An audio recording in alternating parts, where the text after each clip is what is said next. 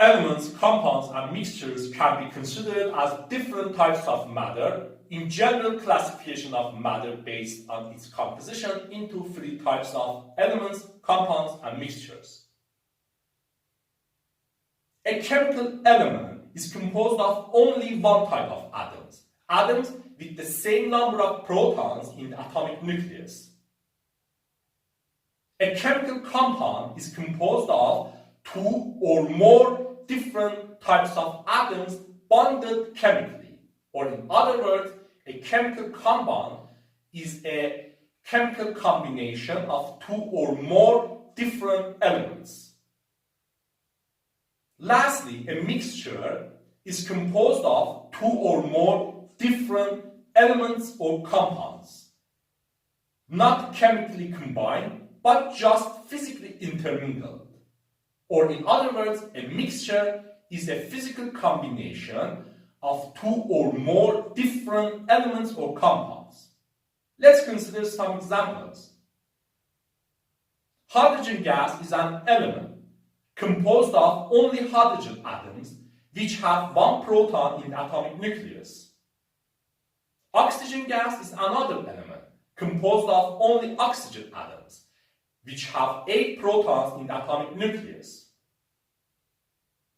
Water is a chemical compound in which we have chemical combination of hydrogen and oxygen atoms through chemical bonds. Hydrogen peroxide is another chemical compound in which also we have chemical combination of hydrogen and oxygen atoms through chemical bonds, but with a different ratio from that of water. Finally, mixing or physical combination of at least two of these, hydrogen gas, oxygen gas, water, and hydrogen peroxide, will produce a mixture.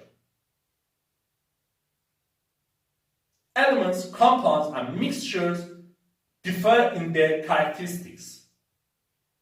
Elements and compounds have definite and constant composition, as an element has only one type of atoms in the form of identical constituent particles from the point of view of number of protons in the atomic nucleus, and a compound has two or more different types of atoms with a fixed ratio, such as 2 hydrogen atoms for each oxygen atom in the case of water. Although there are non-stoichiometric compounds in which ratios of numbers of atoms can change, but generally to a low degree. In this regard, chemical formulae are very useful as there are juxtaposition of the atomic symbols with their appropriate subscripts to express the composition, such as H2O for water, which well shows that the compound water has a constant composition and therefore a definite formula in which there are 2 H or hydrogen atoms for each O or oxygen atoms. An element or a compound is regarded as a chemical substance, matter of constant composition, having constant characteristic properties, such as a specific melting point. On the other hand, a mixture is not a chemical substance with constant composition, but physical combination or mixture of at least 2 different chemical substances having variable composition and therefore variable properties, as we can easily change the ratio by which we mix chemical substances to obtain a mixture. For example, we can have different mixtures of hydrogen and oxygen gases with different compositions, from negligible amounts of hydrogen gas to equal amounts of hydrogen and oxygen gases to negligible amounts of oxygen gas, where properties of these mixtures, such as their densities, vary as their composition varies. In this regard, it is also useful to consider that a pure matter is associated with one chemical substance, either an element or a compound, while an impure matter is associated with a mixture, or in other words, more than a chemical substance. We can also consider other differences. Elements can be considered as simple types of matter which cannot be broken down into simpler types by any physical or chemical methods, while in the case of compounds and mixtures, we can do so. Compounds can be broken down into simpler types of matter, in fact their constituent elements, by chemical methods involving alterations of chemical combinations and bonds, but not by physical methods, not involving such alterations. Mixtures can be broken down into simpler types of matter, in fact their component substances, through unmixing or separation of components from each other, generally by simple physical methods instead of intricate chemical methods. In other words, while both compounds and mixtures can be broken down into their components, generally it is much harder to break down a compound into its component elements than to break down a mixture into its component substances.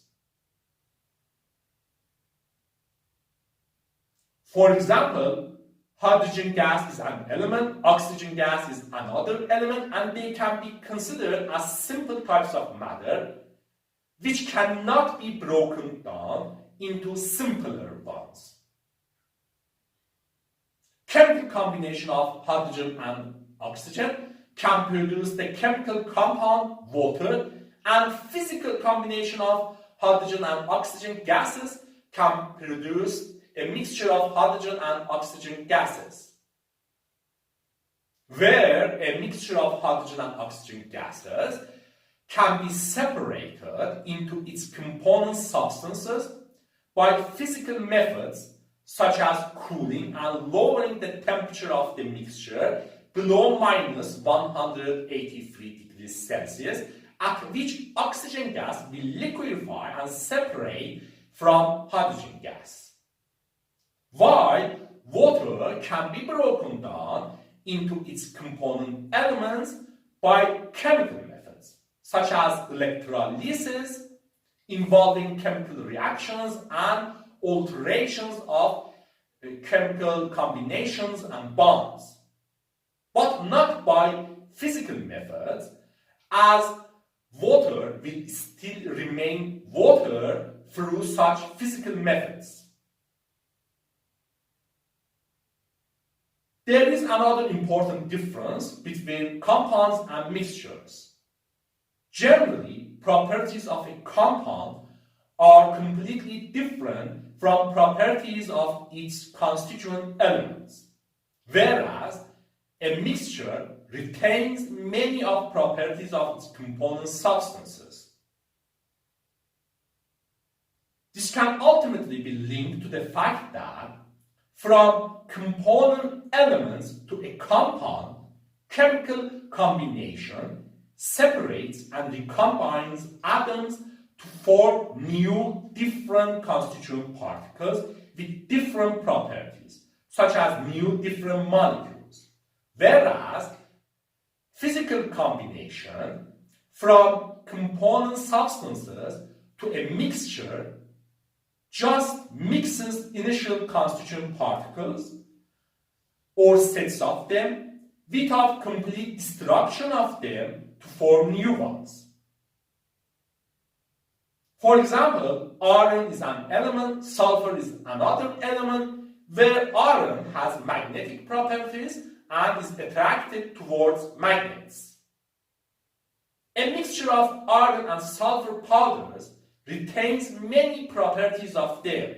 For example, iron particles still show their magnetic properties, and a magnet can be used to attract and separate iron particles from sulfur particles in a mixture of iron and sulfur powders. On the other hand, iron 2 sulfide, FeS, is a chemical compound of iron and sulfur with completely different properties than those of iron and sulfur.